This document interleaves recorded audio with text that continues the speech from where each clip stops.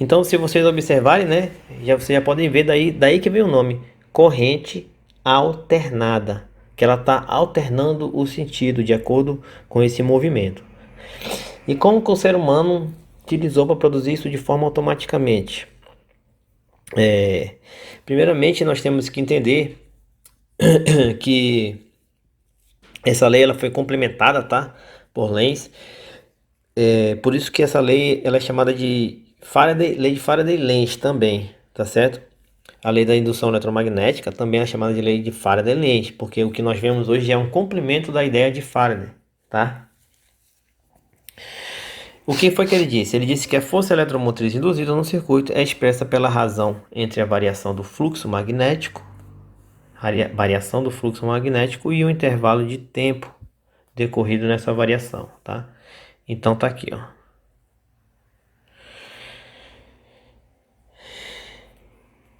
E de onde vem esse menos? De onde vem esse menos? O que esse menos significa? É aí que tem um complemento de lei, né? Quando você aproxima um ímã, você aproxima um norte aqui, ó. Essa espira ela vai tentar repelir essa aproximação, sempre no movimento contrário. Então aqui essa espira ela vai gerar um norte aqui, por quê? Norte repele, tá certo? Ao contrário, se você fizer esse movimento aqui, ó, ela não vai querer repelir. Ela é ao contrário. Ela é do contra a espira. Ela vai querer aproximar. Então, se você fizer esse movimento afastando, ela vai gerar aqui um sul, né? Então, uma tem um norte. Então, quando tem um norte, tu tem um sentido da corrente. Como que você sabe o sentido da corrente? Você sabe usando a regra da mão direita. Então, aproximando, nós temos o norte. Então, regra da mão direita, nós teremos a corrente nesse sentido, tá? Se ele estiver afastando, vamos supor que ele estiver afastando, nós teremos a geração de o sul. Se a gente gerar o sul, nós teremos que o sentido da corrente será ao contrário, tá certo? Então, por isso nós temos o menos aqui, ó, que é sempre contrário. Então, o sentido da corrente na espira vai ser de forma a gerar um campo contrário ao movimento desse ímã em relação à espira, tá? Então, se estiver aproximando o norte, ele vai querer repelir o norte. Se estiver afastando o norte, ele vai querer atrair o norte. Então, ele vai ter essa variação, tá?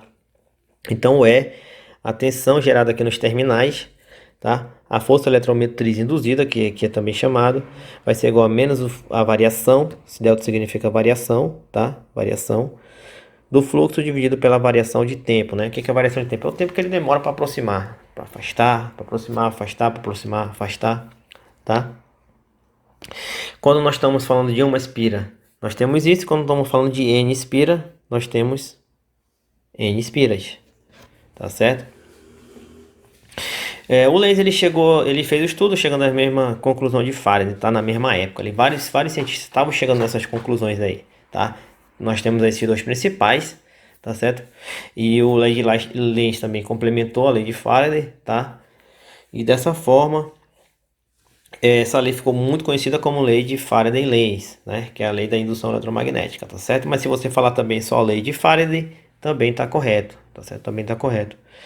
Nesse link aqui, ó, tem um simulador dessa lei. Se vocês acessarem aí no computador, vocês vão poder mexer o ímã e ver como que ele vai variar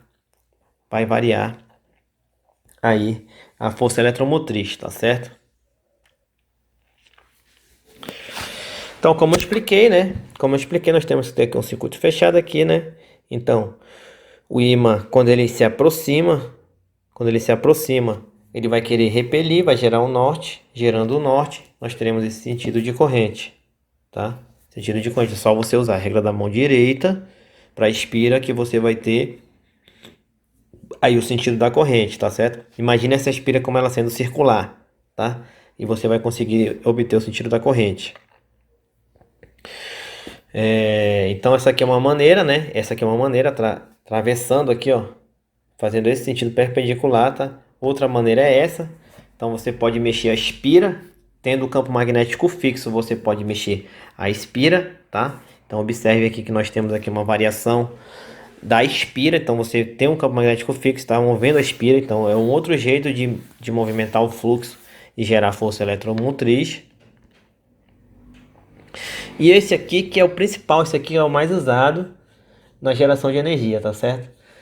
Por quê? Porque aqui nós temos aqui a utilização de turbinas, né? Turbinas vão girar, tá certo? Vão girar uma espira, elas vão girar a espira em torno de um campo magnético fixo, norte e sul. É assim que é gerada a energia elétrica, tá? Hoje em dia. É assim que é gerada. Então aquela água lá, a represa que bate lá, vai cair numa turbina, vai fazer girar isso aqui, ó. Fazer girar isso aqui.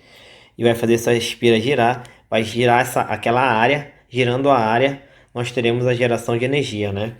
Então para cada posição dela, para cada 90 graus que ela girar, nós temos uma força eletromotriz induzida. Para cada 90 graus que ela girar. Dessa forma, nós teremos aí a geração da corrente alternada, que vai ter a forma senoidal, tá? Então essa é a corrente alternada que nós temos hoje. Essa é a corrente alternada que nós temos hoje, tá certo?